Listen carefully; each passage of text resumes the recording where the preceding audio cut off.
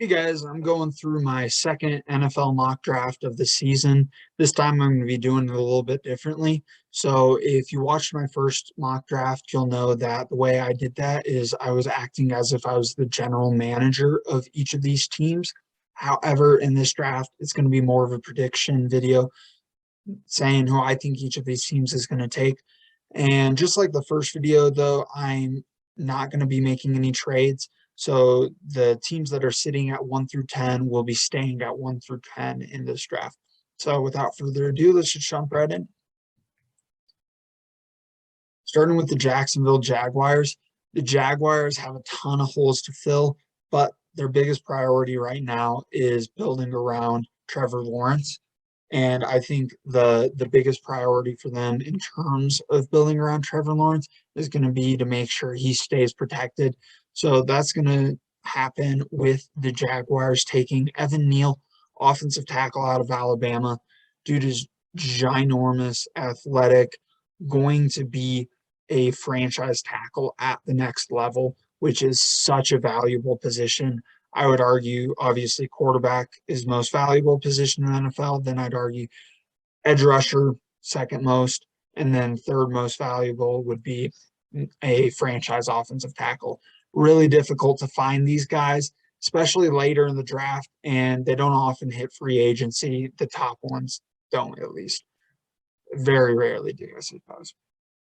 But going to number two, Detroit Lions, also another team with a bunch of needs. I don't think I'm going to surprise anybody with this pick. It's going to be Aiden Hutchinson. I very well could see them taking Malik Willis. There's always quarterbacks going in the top 10, even in a class that's considered weak like this one. Malik Willis has the tools to really become that guy. But in this case, Lions are sitting there saying, hey, we got a Michigan guy sitting here, and he's an edge rusher, which we need because we were 30th in the league in sacks last year per stat muse. So they got to get a guy to rush the passer, and the story is just too good for them to pass up on Aiden Hutchinson. Not saying they're drafting him because he's a Michigan guy. It doesn't hurt though. He's got the talent and then the connection, so it just makes too much sense. Next, we got the Houston Texans, and they've got a lot of holes to fill as well, including J.J. Watt's absence. And so they're going to go ahead and get Kayvon Thibodeau. I don't think this will really surprise too many people either. This dude's a stud. At one point was considered the consensus number one overall pick in the draft. And so he's got what it takes. First stat muse, Houston was 28th in sacks last year. So they're definitely feeling the absence of JJ Watt, and this guy will fill in nicely. Next, we got the Jets. And the Jets, I talked about it in my first draft. They really have two main priorities in this draft. A lot of holes to fill, but they've got to protect Zach Wilson and they've got to find him some weapons. And so they're going to start out with protecting him because it's harder to find solid offensive tackles later in the draft than it is to find solid wide receivers. So they're going to go ahead and get Kwanu out of NC State. Dude's a stud, just like Evan Neal, going to be a franchise tackle at the next level.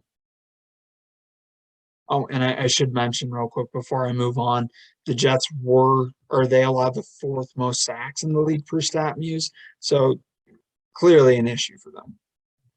But next we got New York Giants, and the Giants, I mean, I shouldn't even bother saying it anymore. The Giants, just like all these other teams in the top five, have a ton of holes to fill. And one of their bigger holes is that they were 22nd in the league in sacks per stat muse. And so they're going to go ahead and they're going to reach a little bit, but it could very well play off because this guy could definitely become a stud at the next level. And that's David Ajabo, played across from Aiden Hutchinson at Michigan. This tandem was scary. Jabo had 11 sacks this past season, according to ESPN. So numbers are there. However, there is the concern of all of his numbers are pretty much from this last season. He wasn't really producing before this year. Kind of a one-year wonder at the college level, at least. And some people question maybe he was helped out by playing with Aiden Hutchinson. He's got a guy that in this draft is going number 2 overall. Certainly helps take some attention off you so you can get free more. Definitely valid concerns, but if you just watch this guy, you can see the attributes that teams are going to fall in love with, and they're going to say, hey, this guy's the real deal. He's doing things that not many players can do. And those things aren't, anything affected by what anybody else is doing, i.e. Aiden Hutchinson. So a little bit of a reach, but David Ojabo going to the Giants. Next, we got the Carolina Panthers. And the Panthers, I touched on it in my last draft. I love what they're doing on the defensive side of the ball, building a really, really solid young defense that's going to be pretty damn good for a while. And so they're just going to continue on this defensive trend. Could take a quarterback.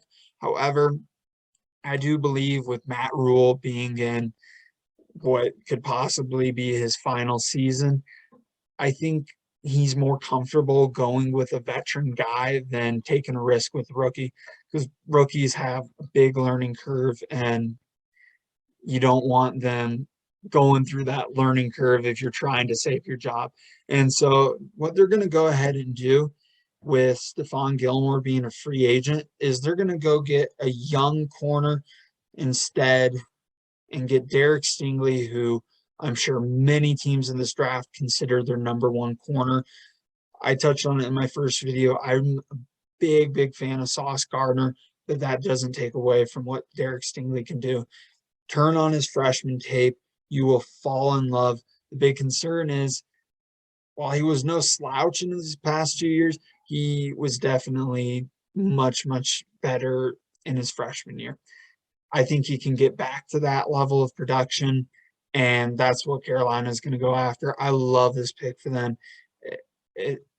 Man, I can't even express how much I like it. It's just going to be a great fit there. And the Giants are back on the board, and at this pick, they're going to address what I think is the biggest need for them. They took a reach on pass rusher before because there was a bit of a run on pass rusher with Hutchinson and Thibodeau. So they wanted to get their guy, make sure they got their guy. And so now they're going to address the bigger need, which is offensive line. They were 17th in the league in sacks allowed per StatMuse, which isn't, awful, I guess, but you definitely need to be better, especially if you're going to try and build around Daniel Jones or give him a fair shake. And Nate Solder is also leaving, so they're going to be able to save a lot of money by going with a rookie offensive tackle over Nate Solder. Also, Solder just didn't really live up to the contract they gave him in New York, and so they're willing to let him go and get a young guy that they believe will become a franchise offensive tackle. And that's Charles Cross out of Mississippi State. I really believe this is a solid offensive tackle draft for being considered a weak class. This offensive tackle class is really solid, especially there's a top tier, which is really three players: Evan Neal, Aquanu, and Charles Cross. And then there's kind of a second tier, which is also a pretty solid second tier. Next, we got the Atlanta Falcons. And the Falcons, the secondary has been really bad for a while. They finally got a number 1 corner who's legit, and they're going to just go ahead and add another player in the secondary that's going to be a stud at the next level. And all of a sudden, that secondary becomes a strength. I love this pick. It's the same one I made in my first mock draft where I was playing general manager, and it's Kyle Hamilton, safety out of Notre Dame. Dude is unreal, maybe the best overall prospect in this draft. They should be so excited about this pick. I'm excited for them because holy cow, now that secondary is legit. Next, we got my favorite team, the Denver Broncos, on the board. in my first draft, I had them taking Sam Howell. He seems to fit what they're looking for at quarterback, at least based off of what their new head coach, Nathaniel Hackett, has said in interviews. However, there hasn't been any run at quarterback at this point, and Denver's looking at it saying, hey, a lot of other teams value Kenny Pickett over Howell. They value Malik Willis over Howell. So we can either trade back and get Howell later on in the draft because there hasn't been that run yet, or we can take a player here, trade into the first round later on and get him. So instead, they're going another big position of need, which is off-ball linebacker, Devin Lloyd. Love this guy. He is fun to watch, going to be stud at the next level. 3 of their 4 main contributing inside linebackers are free agents this year. So instead of spending money on them, they're going to go ahead and draft Devin Lloyd to pair with your young stud, Baron Browning. Those 2 are going to be so fun to watch together. Additionally, Devin Lloyd, even though he's an inside linebacker, he can rush the passer. And that's something they need because they were ranked 18th in the league in sacks per stat muse. So definitely got to improve that. And Devin Lloyd really just fits a couple of needs for the Broncos here. And finally, in the top 10, we got the New York Jets again. I apologize, Jets. If you watched my first video, I apologize, Jets fans. I don't apologize to the Jets because you're going to be happy with these 2 picks. But Jets fans, I've taken the same exact 2 players in this mock draft as when I was acting as general manager. But you should be so excited about it if they do take these 2 players. They're getting a Kwanu to protect Zach Wilson, and they're getting Zach Wilson a weapon in Jameson Williams. Some other great receivers they can go with here, including Treylon Burks, who I don't think is the type of receiver they're looking for, but I'm sure there's some teams in the NFL that have him as their number 1, as well as Drake London out of USC, excuse me. But that concludes this top 10. Thank you so much for listening. If you enjoyed it, go ahead, like the video, share it, subscribe. If you have any interesting ideas for videos I should make in the future, I'm definitely willing to entertain any ideas. So just go ahead and share those in the comment section as well. And definitely give me a follow on Twitter. It's at @river_Griffin. But thanks so much. Stay tuned for more videos coming up here in the future.